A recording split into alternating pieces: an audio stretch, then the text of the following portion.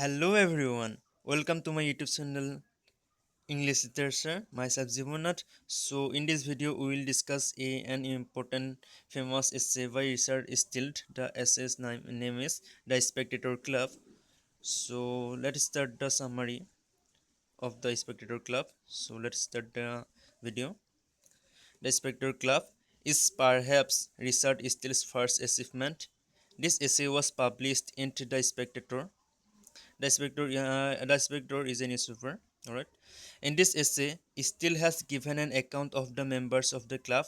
These members represent important sections of society. Steele describes six of members of the club.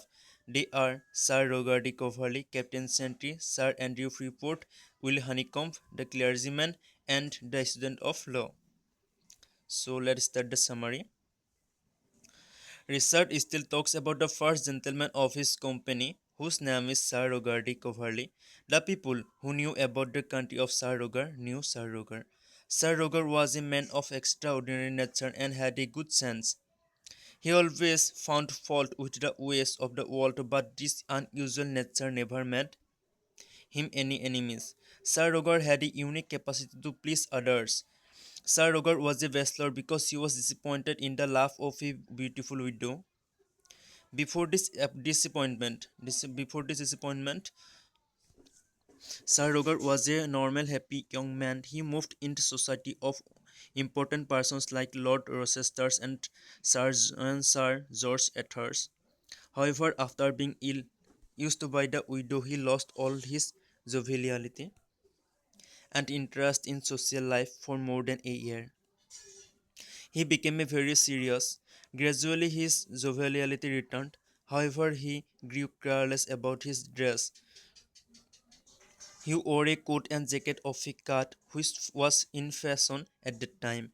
Now Sir Roger was 56 years old but was quite hale and hearty. He had a house in village and town. He had such a good nature that people loved him. He also treated his servants well. He was also the justice of the quorum and showed his judicial abilities on this hear of the justice at the quarter session. After this, Richard still has described another companion of the club. He is a lawyer. He was also a bachelor. He was a man of sharp wit and clear understanding.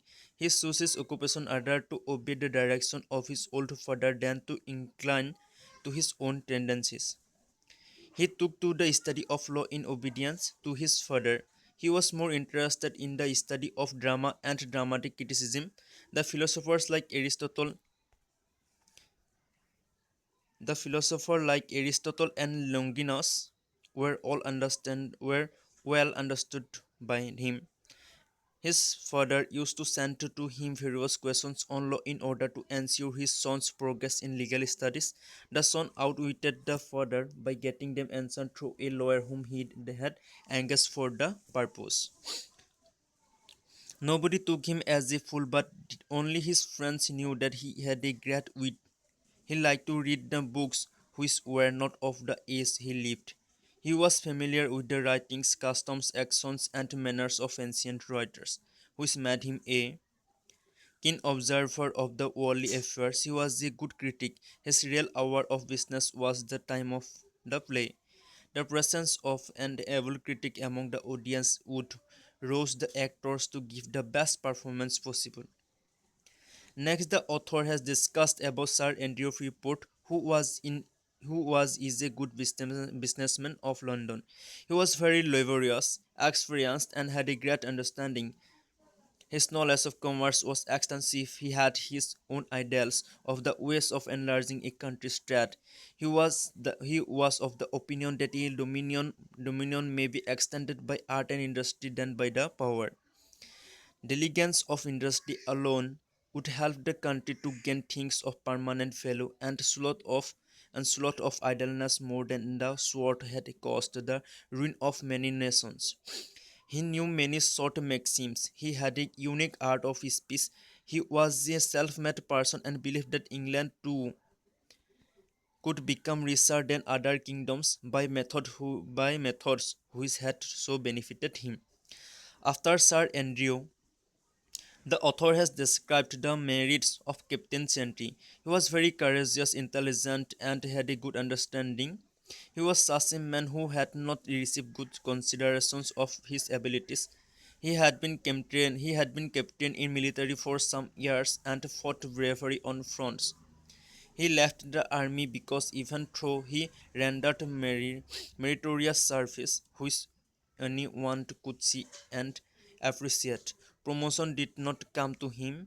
He used to say that only that man could hold a position in military who gets over his false modesty. He was of the opinion that it is cowardice to stand back modestly.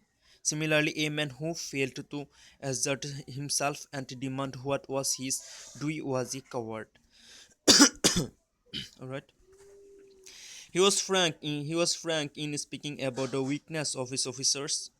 This frankness was a part of his character. Though he commanded many persons in military, he was never haughty. He never became a flatterers, although he obeyed his superiors.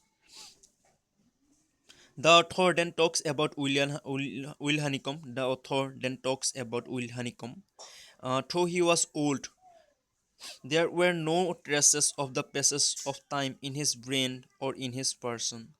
He had an attractive personality and could impress women by his talk. He dressed well and was well acquainted with the history of every fashion that remained in vogue and England. Will Honeycomb was always interested in matters pertaining to women. In his conventions, he talked mostly of women, their dresses, their manners, and their fashions. He had a good knowledge of history.